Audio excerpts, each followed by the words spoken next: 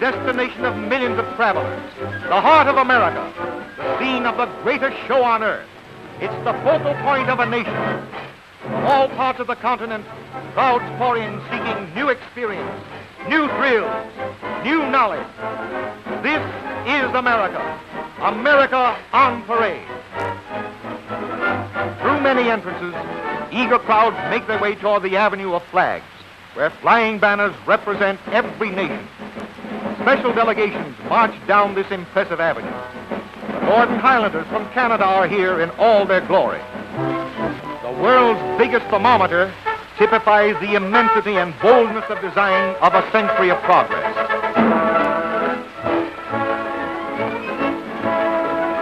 Joining the crowd in festive spirit, we go on toward the streets of Paris. The exterior represents a French steamship. The Latin Quarter of Paris is reproduced within.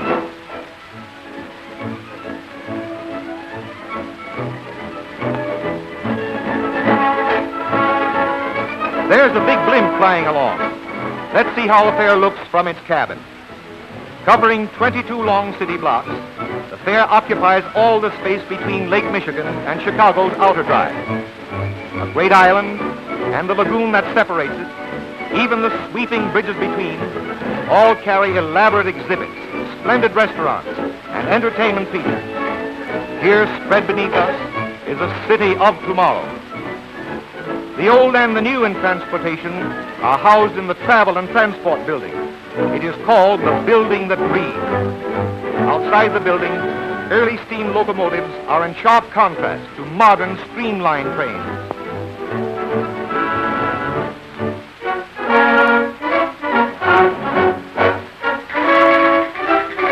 Spanish Village represents a colorful bit of old Madrid.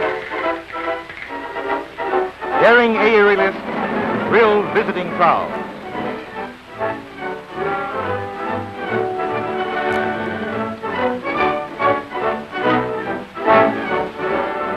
General Motors is represented with a large building of modern design.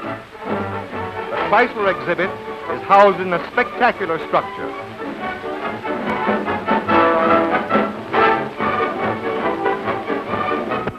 Crowds are attracted by the Midget Village, populated by more than 100 merry-making Lilliputians.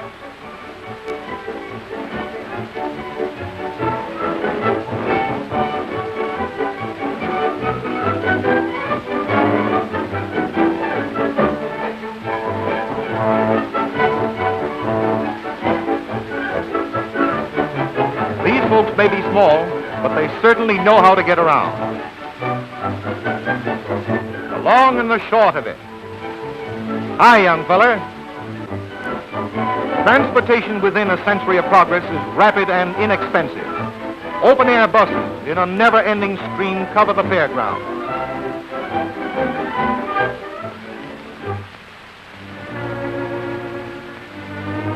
Along the Midway, we come to the Lost River. Here, huge prehistoric monsters seem to live and breathe. How would you like to meet this fellow on his way to lunch? And now for a real thrill. A trip on the Sky Ride. The supporting towers rise 628 feet in the air, the highest man-made structure west of the Atlantic coast. Elevators carry passengers to the 210-foot level, where boat-like cars wait to carry them across the 1,850 feet between the towers. A magnificent panorama of the fair unfolds as the cars move along, suspended from strong steel cables.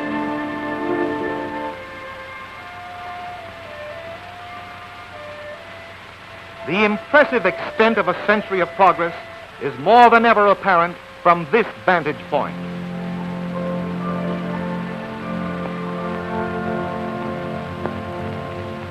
Here's the Tunisian village.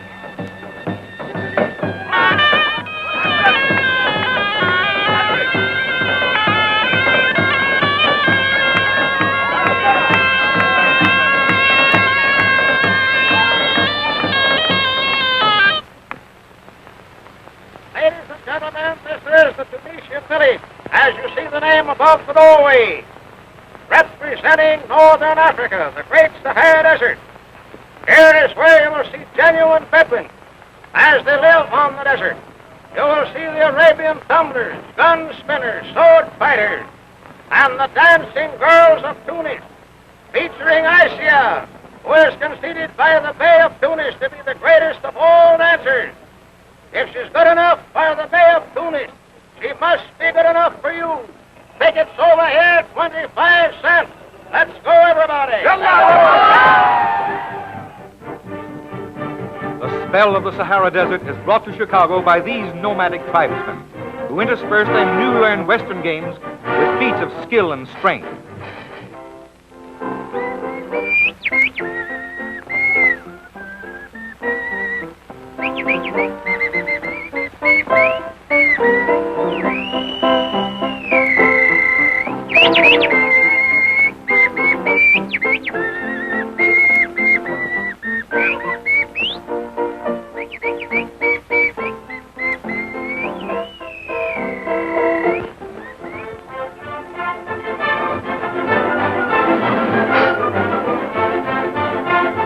Wings of a Century, a pageant drama, depicts the development of transportation through 100 years of American history.